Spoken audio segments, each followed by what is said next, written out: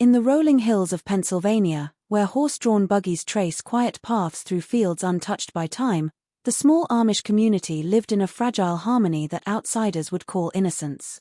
The sun rose over neatly kept farms, over women tending gardens and men guiding their horses with a steady hand, yet behind the whitewashed fences of one particular homestead, a shadow lurked that no morning light could pierce. The farmhouse itself seemed ordinary enough, its wooden siding weathered by the seasons, the air filled with the scent of fresh bread and the clatter of chores. But inside, a darkness thrummed quietly, like a heartbeat in the walls. She was a young woman, soft-spoken and dutiful, yet there was a tension in her eyes that no neighbor could name. She moved through her days with careful precision, her hands busy with mending and cooking, her smiles measured, almost rehearsed. No one dared to ask the questions they sensed, the questions that hovered like vultures around her family. And yet, as the first of her children was born, a flicker of something unnatural, something the community could not yet define, crept into the world. His tiny hands were curled in ways no infant should bear, his eyes seemed too large, too knowing. Whispers began to stir, faint at first, carried from porch to porch like a chill wind, but the mother kept her lips sealed, her secrets bound tightly within her heart. As the years passed, each new birth brought with it the same quiet horror, a pattern that defied reason and invited fear. Neighbors averted their eyes, their murmurs becoming accusations in the shadows. Something had taken root in that house, a quiet, festering evil that no one dared name aloud. And in the stillness of the night, when the farm lay beneath a moonless sky, the mother would stand by the cradle, listening to the soft, unnatural cries of children who should never have existed, haunted by a truth too monstrous to face yet impossible to escape. The story begins in a landscape that seems almost untouched by time, a rolling patchwork of fields and forests where the sun spills over the hills in golden streaks, casting long shadows that stretch across neat rows of crops. Life in this small Amish community moves at a rhythm dictated by seasons and chores, unhurried, deliberate, and guided by faith and tradition. The soundscape is serene, the clip-clop of horses' hooves on dirt roads, the gentle creak of wooden wheels on worn tracks, and the soft murmur of women tending gardens or washing clothes in stone basins. There is a purity to the way life unfolds here, a simplicity that outsiders might romanticize, a sense that time itself has slowed to allow families to breathe and live without intrusion. Houses are plain yet sturdy, their walls weathered by years of sun and rain, yet meticulously maintained as if care itself were a ritual. Smoke curls lazily from chimneys in the early morning, promising warmth and nourishment, and the air is rich with the scent of fresh bread, soil, and the faint tang of livestock. Children run barefoot across the fields, their laughter echoing like a soft refrain through the valleys, oblivious to the burdens of adulthood, steeped in the innocence of a life unbroken by modern chaos. Community gatherings, modest but deeply meaningful, bring everyone together in quiet celebration of work well done, harvests gathered, and milestones reached. In this world, every action, every choice, is deliberate, measured, and steeped in a moral order that prioritizes family, faith, and obedience. Yet beneath this surface of calm and order, there exists a delicate tension, an unspoken understanding that not all is as flawless as it appears. Even in such a sheltered environment, where routine and devotion structure every day, subtle anomalies can ripple outward, unnoticed at first, until they gain weight and demand attention. In the heart of this seemingly perfect rural life, one family occupies a homestead that appears ordinary, yet is marked by an isolation that sets it apart from its neighbors. The house stands quietly at the edge of a field, separated by a thicket of trees that shields it from prying eyes, its occupants following the same daily rituals as everyone else, yet moving through them with a precision that borders on unnatural. The tranquility of the land, the gentle rhythm of work and worship, the laughter and songs of children, all of it frames a world that feels safe and predictable, a sanctuary from the outside world. But in this serenity lies the perfect cover for secrets that fester silently, growing in the shadow of normalcy and waiting for a moment when the calm will break, revealing the darkness that has quietly taken root within the walls of a house that, from the outside, seems utterly ordinary. Even within a community defined by routine and closeness, certain places hold an air of unease, and the farm at the edge of the woods had always carried that weight. Though the land was fertile and the house well kept, a sense of isolation clung to it like morning mist over the fields. Neighbors passing along the dirt road would glance toward the property, noticing how the windows were often shuttered, how the gate at the driveway swung silently and seldom opened to visitors. Unlike other families who welcomed the occasional visitor with cautious warmth, this household seemed withdrawn, their movements precise yet distant, almost as if they existed in a parallel rhythm. The children, when glimpsed from afar, rarely played among others, their laughter subdued, their eyes too watchful for their age. People in the community whispered about the family in hushed tones, their voices carrying the weight of uncertainty and fear of offending God by questioning what might be wrong. It was not overt hostility that kept them apart, but a growing, unspoken suspicion that something within the household defied the natural order they all revered. Inside the house, the walls seemed to absorb sound, muffling the hum of life that usually spilled freely in Amish homes. The air carried a stillness that was almost tangible, as if movement itself had been measured and restrained to avoid drawing attention. Doors closed softly, floors creaked underfoot in ways that suggested careful, deliberate steps rather than the free, careless energy of childhood or the casual rhythm of adults at work. The mother moved through these spaces with practiced ease, maintaining a facade of normalcy that left no hint of the inner turmoil she carried. Her father, ever present yet unseen in public, watched over the household with a quiet intensity that unsettled anyone who happened to catch a glance. Even the animals seemed subdued, their movements controlled and careful, as if sensing the tension that ran beneath the surface. Neighbors noticed patterns that raised their unease further. Supplies that should have been shared for community projects were absent, chores that normally involved cooperation were done in solitude, and the family appeared to avoid gatherings whenever possible. There were fleeting glimpses of odd behavior, children staring too long at visitors, a silence that followed the sounds of laughter from the main road, and the sense that conversations were carefully scripted rather than spontaneous. These observations, while subtle, compounded over time, layering suspicion upon fear. No one dared confront the family directly, not out of kindness, but because the unease carried with it a feeling of moral danger, as if stepping too close might expose them to something corrupt, something forbidden. And yet, the isolation was not merely physical, it was spiritual and emotional as well. While the community thrived on connection, shared labor, and mutual accountability, this family existed on the margins, self-contained and secretive. Each passing season, each quiet day behind the dense rows of trees and the closed shutters, seemed to reinforce the notion that the land itself was hiding something, that within the boundaries of this otherwise ordinary farm, an unnatural stillness had taken root, shielding a truth that the world was not meant to see and that, if revealed, could shatter the fragile peace of the entire community. The earliest hints of something being terribly wrong were subtle, fleeting, and easy to dismiss, yet they lingered in the air like a sour note that refuses to fade. At first, it was the way she moved around the house, a quiet tension in her shoulders and the sharp alertness in her eyes, as though she was constantly aware of something no one else could perceive. Neighbors who caught glimpses of her interactions with her father found them oddly intimate, far beyond what any typical family bond might entail. It was not just familiarity or affection, it was the kind of closeness that felt forbidden, unsettling, and yet perfectly natural to her, as though it existed in a world apart from the moral codes everyone else followed. The whispers in the community began with small observations, the way she would linger near him when others were around, the subtle touches that seemed more possessive than protective, the quiet glances that carried messages no outsider could interpret. People hesitated to speak openly, afraid of judgment or of accusing someone without proof, but the seed of suspicion had been planted.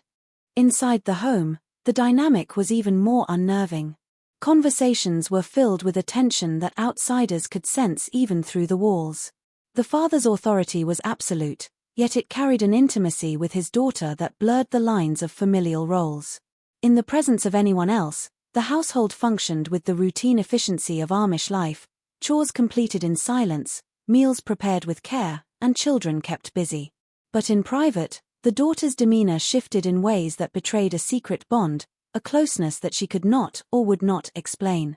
There was an almost imperceptible ritual to their interactions, gestures repeated, words left unsaid, a code that only they understood. To any observer, the home appeared orderly, even idyllic, yet beneath the surface lay a tension that could not be reconciled with the moral and religious teachings that governed their community. The first real cracks appeared when the daughter became pregnant for the first time, a development that sent ripples of confusion and fear through the household. No one in the family spoke of it, but the knowledge was heavy in the air, as though everyone could feel the weight of an unspoken truth. The father's presence, once seen as guidance or protection, now carried an unspeakable implication. The community began to notice small, almost imperceptible signs, changes in her behavior, a pale anxiety that shadowed her face, and the careful efforts to shield the pregnancy from prying eyes. Rumors, once whispered, began to take shape in the minds of neighbors who sensed that something unnatural had taken root, though no one could articulate exactly what it was. As time passed, the tension became unbearable, a quiet storm that threatened to erupt. The closeness between father and daughter could no longer be ignored, and each interaction, each lingering glance, each unspoken word, drew the community deeper into suspicion. They had no proof, only the gnawing certainty that something forbidden was happening behind closed doors, a truth that would shatter the fragile sense of order and morality they had always relied upon. And yet, within the walls of that isolated farm, the daughter continued to move through her days with practiced normalcy, carrying with her a secret so unspeakable that it would set the stage for horrors no one in the community could have imagined. The birth of her first child arrived with the quiet inevitability of morning light, yet it carried a weight that no one in the family could have anticipated. The farmhouse, usually filled with the soft rhythm of daily life, became a space thick with tension and muted anticipation.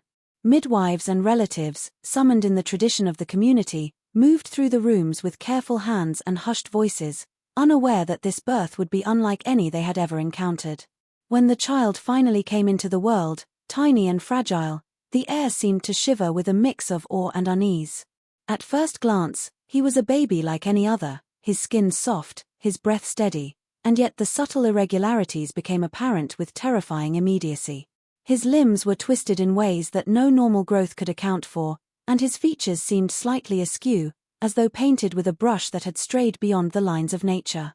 The midwives exchanged quiet, uneasy glances, their hands instinctively checking and rechecking the child as though reassurance could be found in repeated measures, yet none could explain what they saw. The mother's heart pounded with a mixture of love, fear, and denial. She held the infant close, smoothing his hair and murmuring words of comfort, trying to see only the child she had longed for, refusing to let her eyes dwell on the deformities that seemed to mock her hopes and prayers. She felt a tug in her chest, a sense that the world outside the farmhouse would never understand, that even her family would falter in the face of what had been born. For neighbors who caught glimpses through the trees, there was a fleeting, chilling sense that something was wrong, though no one could articulate it clearly. Whispers began to stir, cautious and tentative at first, as people sensed the subtle abnormality of the child, a distortion that lay just beyond their understanding but demanded attention all the same. Within the home, the child's arrival shifted the atmosphere profoundly. The father, whose presence had always been commanding yet strangely intimate, became quieter, his eyes shadowed with something that resembled regret or perhaps calculation. The mother moved through her days with a new carefulness, tending to her child with obsessive attention, ensuring no one outside the household would see more than they should. Each feeding, each touch, each sigh and cry carried layers of tension, a sense that the child was both a miracle and a burden, a blessing entwined with a shadow no one dared name. The first birth set a pattern that would haunt the family and the community alike. It was the beginning of a slow, suffocating unraveling, a prelude to horrors that would deepen with each passing year. What had once been a simple act of life had become a mark, a sign that the rules of nature and morality had been bent, perhaps broken, within the walls of that quiet farmhouse, a sign that would echo far beyond the boundaries of the family itself, stirring fear, suspicion, and dread that could not be contained by the fences or fields that surrounded them. As the years passed and more children were born, the pattern became impossible to ignore. The community, once willing to look past quirks or oddities, began to whisper with growing intensity, the faint murmurs swelling into a tide of suspicion that could not be silenced. Each child carried subtle deformities, small at first, a twisted finger here, an unusually shaped skull there, but over time, the anomalies became more pronounced, impossible to dismiss as coincidence or misfortune. Neighbors, who once marveled at the simplicity and order of Amish life, now exchanged uneasy glances, their silence heavy with judgment and fear. The innocence of the household had begun to fracture under the weight of a truth too horrific to speak aloud, and the once pristine image of family life became clouded by dread. Children, when seen playing outside, were different, odd in posture, hesitant in movement, their eyes seeming older than their years, reflecting an awareness of secrets the community could not yet name. Rumors circulated quietly at first, shared behind doors or across fences, as people tried to reconcile what they had seen with the moral and spiritual order they held sacred. Mothers whispered warnings to one another, careful to avoid direct accusations, while fathers shot fleeting looks of disapproval and confusion across the fields. The family at the center of these whispers seemed oblivious to the scrutiny, or perhaps they thrived in it, moving with deliberate secrecy, shielding their children and themselves from the curiosity and concern that had begun to swirl around them. And yet, the sense of unease was pervasive. Every casual glance, every passing comment, every minor observation became a thread in a growing tapestry of suspicion that wrapped itself tightly around the household. The children themselves, unaware of the murmurs and glances, carried the weight of their deformities in silence. They were isolated not only by circumstance but by the reactions of those around them. Their playmates were hesitant, and the adults treated them with a mixture of pity and discomfort. The mother, meanwhile, moved through her role with increasing vigilance, monitoring each interaction, each whispered observation, each raised eyebrow, seeking to protect her family from the judgment and fear that threatened to expose her deepest secrets. Her resolve, however, only served to heighten the community's sense of unease, as secrecy itself became proof that something was deeply, fundamentally wrong. As the pattern of deformities continued, the community began to sense that the household was governed by forces they could not understand, that beneath the appearance of pious routine lay an unsettling truth. The whispers evolved into dread, the speculation into fear, and the once quiet admiration for simple Amish life was replaced with an instinctive caution, an unspoken agreement to watch from a distance while hoping the darkness contained within the house would never reach them. Every day, every passing glance, every fleeting observation seemed to confirm the growing horror that within the walls of that secluded farm, something unnatural had taken root, threatening the fragile equilibrium of the community and forcing everyone who lived nearby to confront the possibility of evil in the most intimate and unimaginable form. As the deformities of the children became more evident, the family's instinct was to retreat further into secrecy, shielding themselves from the growing scrutiny of neighbors and community members. The farmhouse, already isolated by a thick line of trees and fields, became an even more insular world, doors tightly closed, windows shuttered, and daily routines conducted with careful precision to avoid observation. The mother moved through each day with an almost ritualistic attention to detail, cleaning, cooking, and tending to her children with a focus that bordered on obsession, ensuring that nothing about their condition could spill into the wider community. The father, ever watchful, maintained a presence that was both commanding and suffocating, his gaze seeming to measure the outside world as much as it did the people within the house. It was as though the walls themselves had absorbed the tension, holding the household in a state of perpetual vigilance, every movement calculated to conceal the truth and maintain an illusion of normalcy. Neighbors could sense the increasing withdrawal, though few dared confront it directly. Supplies that would normally be shared, such as tools or harvested crops, were withheld. Invitations to gatherings were politely declined, citing work or illness. There was a growing sense that the family existed on the margins, interacting only when absolutely necessary and otherwise remaining in a self-imposed exile. Small glimpses that were once open and welcoming became guarded and fleeting. Children were kept inside more often, and when they ventured outdoors, they were carefully supervised, their unusual movements and appearances hidden from view as much as possible. Any attempt to inquire about the family's affairs was met with vague explanations, averted eyes, and polite but firm refusals, creating a barrier that insulated the household from the moral and social accountability that defined the rest of the community.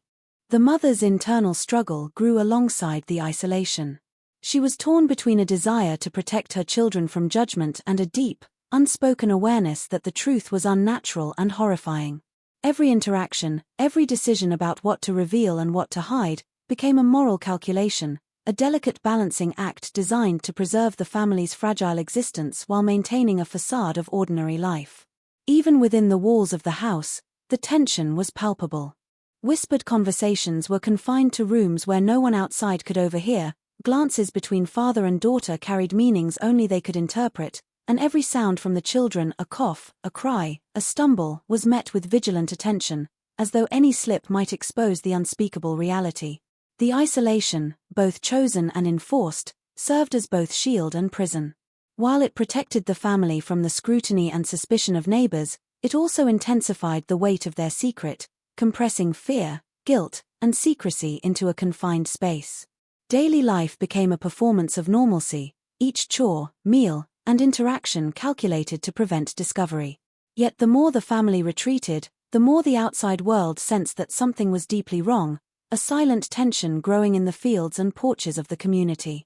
The very measures meant to protect them only heightened the sense of unease, as the boundaries between concealment and exposure blurred, and the shadow of a truth too monstrous to confront settled ever more heavily over the farmhouse, pressing inward with an unstoppable inevitability.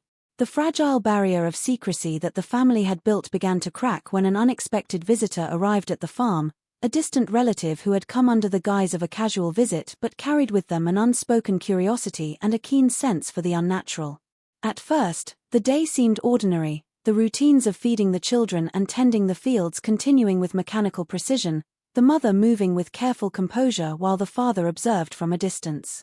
But the visitor's presence introduced an element the family had not accounted for, a pair of eyes unclouded by loyalty or fear, eyes that immediately noticed the subtle distortions, the abnormal postures, the silent, knowing glances exchanged between father and daughter.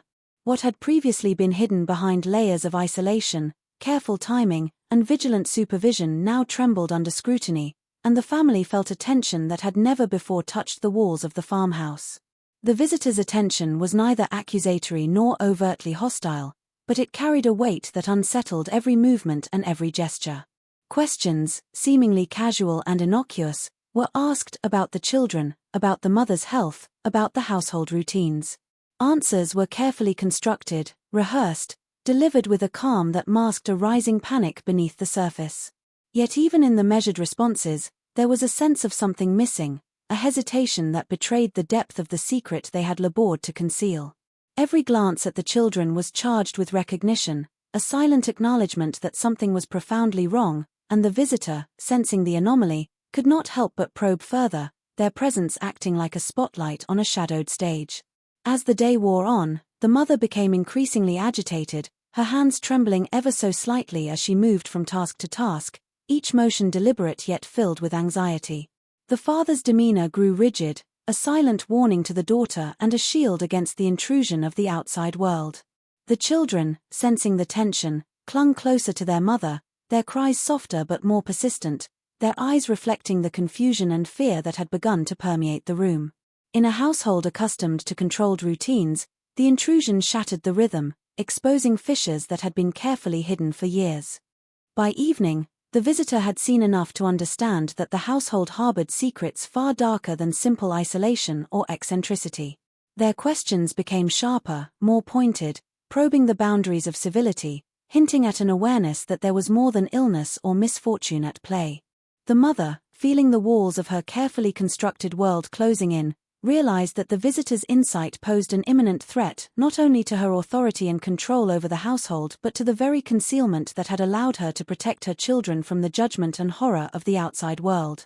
Fear and desperation began to take root, a suffocating awareness that the fragile illusion of normalcy was unraveling, and that the secrets held within the walls of the farmhouse could no longer remain safely hidden from those who were beginning to see, and understand, far more than they should.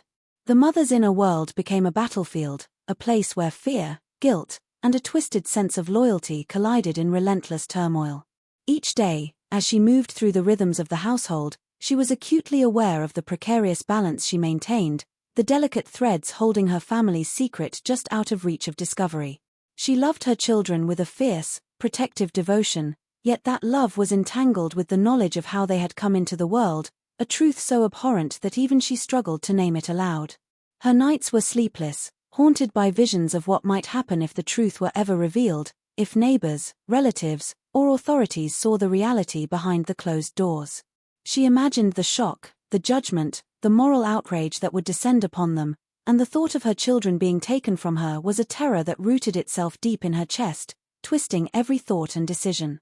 In the quiet moments, when the house was still and the children slept, she replayed memories and conversations, parsing every glance and every word to understand where the line between protection and denial began to blur.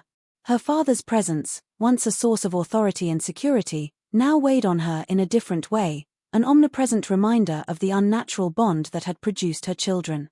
She questioned herself endlessly, wondering whether the instinct to shield the children from the world was morally defensible or a continuation of something far darker. Every act of care, feeding, bathing, soothing, carried with it a shadow of guilt, a reminder that love alone could not erase the circumstances of their existence. Interactions with the outside world became exercises in vigilance and calculation. She measured every word, every gesture, every expression to ensure that suspicion could find no purchase. Yet the knowledge that people were already watching, already whispering, made each movement feel heavier, each smile forced and brittle. Community events became traps of anxiety, each neighbor a potential observer capable of recognizing the signs she had spent years concealing. The children themselves, innocent of societal norms but keenly attuned to tension, responded in ways that deepened her internal conflict, some hiding, some retreating, all aware of the anxiety that clung to the house like a thick fog. Even within the walls of the farm, the pressure of the secret created a constant, suffocating tension.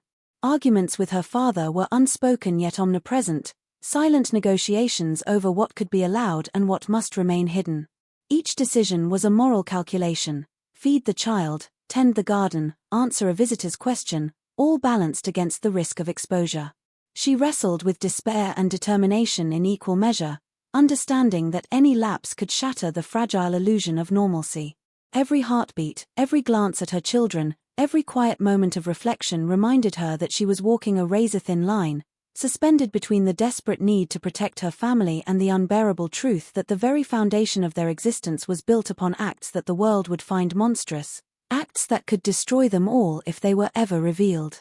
The tension that had been simmering in the shadows of the farmhouse finally erupted when outsiders discovered the unthinkable truth. It began subtly, almost imperceptibly, a neighbor noticing inconsistencies in the children's features, a distant relative remarking on patterns that did not fit natural lineage, small observations that, when pieced together, formed a picture too grotesque to ignore. Whispers had long circulated, but no one had concrete evidence. That changed when the local authorities, acting on vague complaints and growing suspicion, decided to investigate.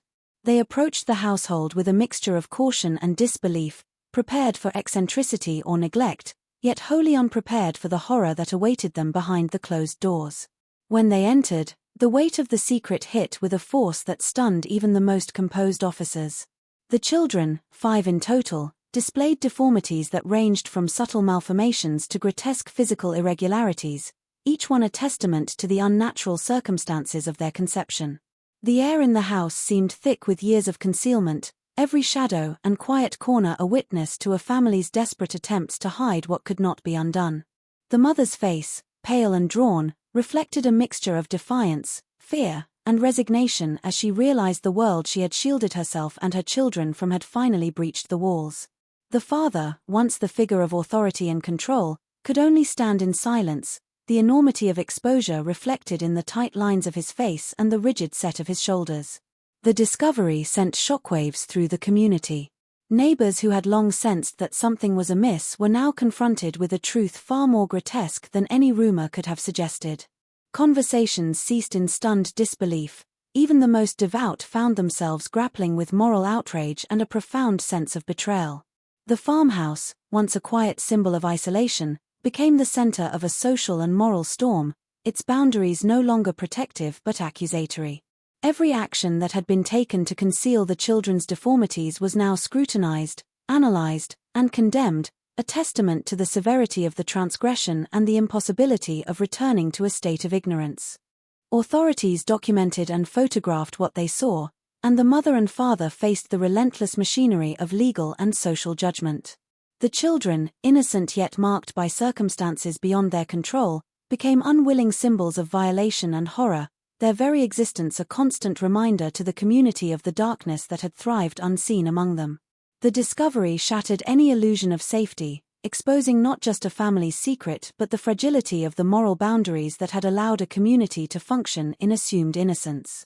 What had been carefully hidden, what had been meticulously protected, was now laid bare, the enormity of the revelation rippling outward, leaving a mark on the farmhouse, the family, and the surrounding society that would never fade, a permanent testament to the horror of a truth that no one could unsee and no one could forgive. Even after the authorities had left and the initial shock had rippled through the community, the farmhouse remained a place haunted by a silence that was heavier than any sound. The revelation of the children's parentage and the circumstances of their birth had shattered the fragile trust and sense of safety that had defined the rural community for generations. Families whispered behind closed doors, eyes darting nervously whenever they passed the property, and conversations at church gatherings shifted from mundane affairs to uneasy speculation, a mixture of fear, judgment, and morbid curiosity. No one spoke directly to the mother or father anymore, and the children, though innocent in thought and action, were treated as if they carried a contagion, a reminder of a moral rupture that could not be undone. The farm, once a simple marker of rural life, became a symbol of something far darker, a locus of suspicion, shame, and a lingering dread that refused to dissipate. The family itself was irrevocably altered by exposure. The mother, once consumed by secretive vigilance, now lived under the relentless gaze of a community that both feared and condemned her. Every decision, every glance at her children, carried the weight of public scrutiny, and her previous ability to shield her family from judgment was replaced by an unyielding awareness that the world outside would never see them as ordinary again. The father, stripped of his authority and the protective cover of secrecy, became a figure both pitied and vilified, a man whose actions had created a ripple of horror that reached far beyond the farmhouse walls. The children, meanwhile, lived under a new kind of isolation, no longer hidden from view but alienated in ways more profound, their deformities now understood in the context of their origin, making them both victims and symbols of a taboo that the community could not reconcile.